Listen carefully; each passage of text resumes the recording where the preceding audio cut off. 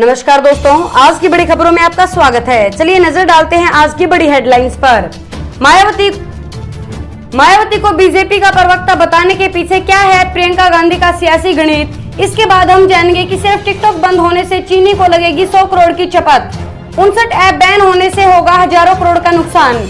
इसके बाद हम जानेंगे कि चीन को एक और बड़ा झटका दे सकता है भारत। 5G पर मोदी सरकार के वरिष्ठ मंत्रियों की हुई बैठक। इसके अलावा IRCTC से गई 500 सुपरवाइजरों की नौकरी। भारतीय रेल में खानपान से जुड़ी है सेवा। अगली बड़ी खबर में हम जानेंगे कि डोनाल्ड ट्रंप की गिरफ्तारी का आदेश, इस देश ने जारी किया वारंट। दोस्तों, अगर आप चीनी सामान का बहिष्कार करते हैं तो इस वीडियो को जरूर लाइक करें। आज की पहली बड़ी खबर में पेश है चीनी बीमारी का बिल्कुल ताजा अपडेट पूरे देश भर से। देश में कोरोना संक्रमितों की संख्या 5,68,315 हो गई है। सोमवार को 18,339 नए मरीज सामने आए हैं और 13,497 ठीक हो गई है। तमिलनाडु में संक्रमण तेजी से बढ़ रहा है। बीते 24 घंटे में यहाँ रिकॉर्ड 3,949 मरीज बढ़े। यह संख्या 5वें दिन 3500 से ज्यादा है। सबसे ज्यादा संक्रमितों वाले राज्यों में यह दूसरे नंबर पर आ गया है। ये आंकड़े covid19india.org के मुताबिक है। सोमवार को देश में 417 लोगों की जान गई। अब संक्रमण देश के छोटे जिलों में भी बढ़ रहा है। कुछ जिलों में मौतें 200 से ज्यादा हो गई है और मृत्यु दर तेजी से बढ़ रहा है। इनमें महाराष्ट्र के सोलापुर और जलगांव शामिल है। यह मृत्यु दर सबसे ज्यादा मौतों वाले जिले जैसे मुंबई, अहमदाबाद, ठाणे और कोलकाता से ज्यादा है। सोलापुर में मृत्यु दर 9.75% और जलगांव में 6.90% है। वहीं मुंबई में मृत्यु दर सिर्फ 5.78% है, जबकि यहाँ मौतें 4,500 के करीब पहुँच गई है। चलिए बढ़ते हैं अगली खबर की तरफ। मायावती को बीजेपी का प्रवक्ता बताने के पीछे क्या है प्रियंका गांधी का सियासी गणित। लद्दाख में चीन और भारतीय सेना के बीच झड़प को लेकर कांग्रेस मोदी सरकार को घेरने में जुटी है। ऐसे में चीन मामले पर बहुजन समाज पार्टी मोदी सरकार के पक्ष में खुलकर खड़ी है, तो कांग्रेस महासचिव प्रियंका गांधी ने मायावती पर सीधा हमला बोलते हुए उन्हें बीजेपी की अघोषित प्रवक्ता बता दिया है। प्रियंका गांधी ने मायावती को बीजेपी का पिछलग्गू बताकर एक बड़ा राजनीतिक दांव खेला है, जिसके पीछे कांग्रेस की सोची समझी रणनीति मानी जा रही है। बीएसपी प्रमुख मायावती ने सोमवार को कहा था कि भारत चीन सीमा विवाद में बीएसपी बीजेपी सरकार के साथ खड़ी है। कांग्रेस के लोग बेहुदी बातें करते हैं। आपसी विवाद से चीन को फायदा मिलेगा। आपसी विवाद से चीन को फायदा मिलेगा। दलगत राजनीति से ऊपर उठ हमने हमेशा देश हित के मुद्दों पर केंद्र सरकार का साथ दिया है। चीन पर आरोप प्रत्यारोप बंद होने चाहिए। चलिए जानते हैं अगली बड़ी खबर। सिर्फ टिकटॉक बंद होने से चीन को लगेगी 100 करोड़ की चपत। 59 ऐप बैन होने से होगा हजारों करोड़ का नुकसान। केंद्र सरकार ने सोमवार को बड़ा कदम उठाते हुए 59 चीनी ऐप्स पर बैन लगा दिया है। ऐसे में जानकारों का मानना है कि इससे चीनी ऐप्स को संचालित करने वाली कंपनियों और खुद चीन को भी बड़ा आर्थिक नुकसान होगा। अकेले टिकटॉक के बैन होने से कंपनी को 100 करोड़ रुपए की चपत लगने वाली है। इस हिसाब से आप लोग सोच सकते हैं कि कितना बड़ा नुकसान चीन को होने जा रहा है। 100 में 50 सर्वाधिक चीनी ऐप्स होते हैं डाउनलोड। 10 में 5 सर्वाधिक चीनी ऐप्स होते हैं डाउनलोड। एक मीडिया रिपोर्ट के मुताबिक भारत में केवल मार्च से मई 2020 के बीच 10 में से 5 सर्वाधिक डाउनलोड होने वाले मोबाइल ऐप चीनी कंपनियों के हैं। इनमें TikTok, zoom, hello, you video और यूसी ब्राउजर शामिल है। हालांकि बैन होने वाले ऐप्स में जूम को शामिल नहीं किया गया है। बात करेंगे आज की अगली बड़ी खबर की। 59 चाइनीज ऐप्स बैन करना सही फैसला, भारतीय स्टार्टअप का मिलेगा बढ़ावा। प्रकाश जावड़ेकर ने भारत में 59 चाइनीज ऐप्स पर प्रतिबंध लगाने के फैसले की सराहना की है। उनका कहना है कि भारत सरकार के इस फैसले से पहले स्टार्टअप को बढ़ावा मिलेगा। इसके साथ ही केंद्रीय मंत्री ने आत्मनिर्भर भारत की ओर एक सही कदम बताया।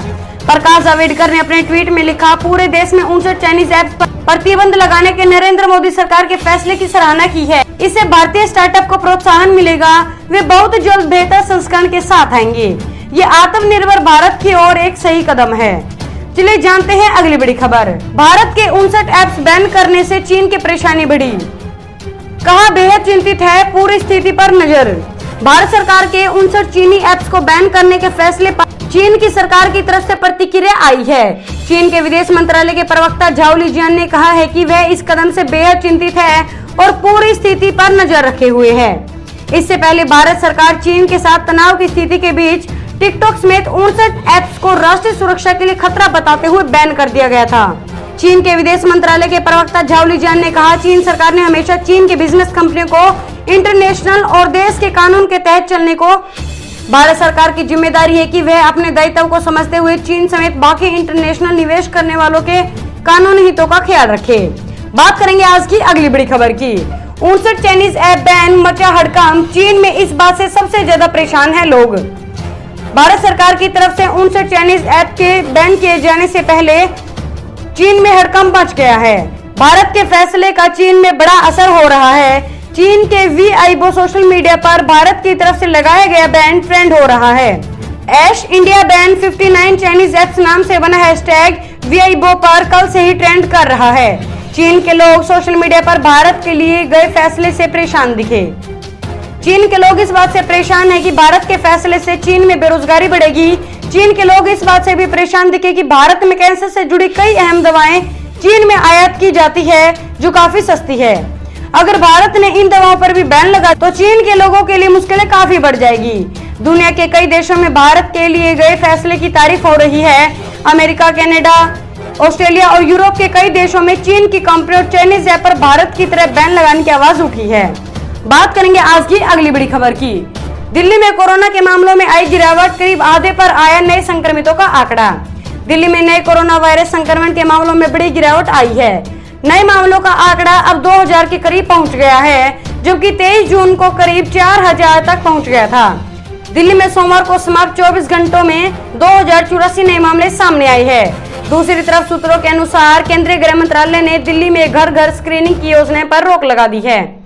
गृह मंत्रालय ने इस समीक्षा के बाद पाया है कि वह पहले कंटेनमेंट जोन के सभी घरों की स्क्रीनिंग करें और सीरो सर्वे को प्राथमिकता दी जाए। दिल्ली में अब तक कोरोना वायरस से संक्रमित कुल 85,161 मरीज सामने आ चुके हैं। सोमवार को खत्म हुए 24 घंटों में 3,628 मरीज ठीक हुए हैं। अब तक कुल 56,235 मरीज ठीक हुए हैं। इन 24 घंटों में 57 मरीजों की मौत हुई है। दिल्ली में अब तक कुल 2,680 मरीजों की मौत हुई है। 24 घंटों में 16,157 टेस्ट हुए। अब तक कुल 5,14,553 टेस्ट हुए हैं। चलिए जानते हैं अगली बड़ी खबर। राहुल गांधी ने बीजेपी पर साधा निशाना, कहा बाय फ्रॉम चाइना पर अमल करती है सरकार। कांग्रेस के पूर्व अध्यक्ष राहुल गांधी ने पिछले कुछ वर्षों में चीन से आयात बढ़ने को लेकर मंगलवार को बीजेपी सरकार पर निशाना साधा है। उन्होंने कहा है कि मेक इन इंडिया की बात होती है, लेकिन बाय फ्रॉम चाइना पर अमल किया जाता है। उन्होंने ट्वीट किया, तथ्य झूठ नहीं बोलते। बीजेपी कहता है कि मेक इन इंडिया और करती है बाय फ्रॉम चाइना। कांग्रेस नेता ने मनमोहन सिंह सरकार के समय भारत के कुल आयात में चीन की हिस्सेदारी घटने और नरेंद्र मोदी सरकार में चीन की हिस्सेदारी कथित तौर पर बढ़ने से जुड़ा एक ग्राफ भी शेयर किया है। चलिए जानते हैं अगली बड़ी खबर। बीजेपी का चोमू के प्रबुद्ध नागरिकों से जनसंपर्क अभियान, रामलाल शर्मा ने कहा। भाजपा जयपुर देहात उत्तर जिला अध्यक्ष व विधायक रामलाल शर्मा भाजपाइयों के साथ प्रबुद्ध जनों से विशेष संपर्क अभियान के तहत भाजपा के पूर्व नगर अध्यक्ष बाबूलाल पंवार से मुलाकात, मोदी सरकार 2 की उपलब्धियों की पुस्तक भेंट की। विधायक रामपाल शर्मा ने बाबूलाल पंवार को बताया कि प्रधानमंत्री नरेंद्र मोदी ने अपने 6 साल के कार्यकाल में कई जनहित के फैसले लिए हैं। राजनीतिक इच्छा शक्ति वाली सरकार अपने फैसलों से कैसे राजनीति कर सकती है और दिशा बदल सकती है। प्रधानमंत्री नरेंद्र मोदी सरकार की उपलब्धियों पर गौर करते हैं तो देश ही नहीं बल्कि दुनिया भर में भारत का सम्मान बढ़ा है।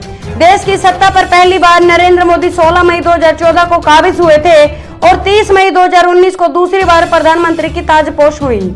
अगली बड़ी खबर, चीन को एक और बड़ा झटका दे सकता है भारत, 5G पर मोदी सरकार के वरिष्ठ मंत्रियों की हुई बैठक। चीन के साथ तनाव के बीच मोदी सरकार के वरिष्ठ मंत्रियों की बैठक में सोमवार को 5G पर चर्चा हुई। इस बैठक में गृह मंत्री अमित शाह, विदेश मंत्री एस जयशंकर, वाणिज्य मंत्री पीयूष गोयल और संचार मंत्री रविशंकर प्रसाद मौजूद रहे। सूत्रों ने यह जानकारी दी। सूत्रों के अनुसार बैठक में 5G सेवाओं में उपकरणों की आपूर्ति को लेकर चर्चा हुई।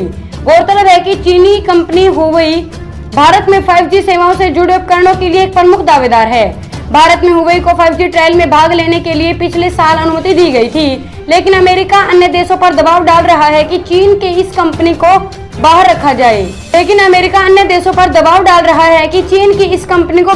जाए। भारत में 5G की नीलामी फिलहाल 1 साल के लिए टाली गई है। अमेरिका में हुवेई के उत्पाद पर मई 2021 तक के लिए पाबंदी लगाई गई है। सिंगापुर में 5G की दौड़ से हुवेई बाहर हो चुका है, वह नोकिया और एरिक्सन का मौका मिला है। चलिए जानते हैं अगली बड़ी खबर। डोनाल्ड ट्रंप की गिरफ्तारी का आदेश, इस देश ने जारी किया वारंट। ईरान ने शीर्ष ईरानी जनरल कासिम सुलेमानी की मौत को लेकर अमेरिकी डोनाल्ड ट्रंप के लिए गिरफ्तारी वारंट जारी किया है।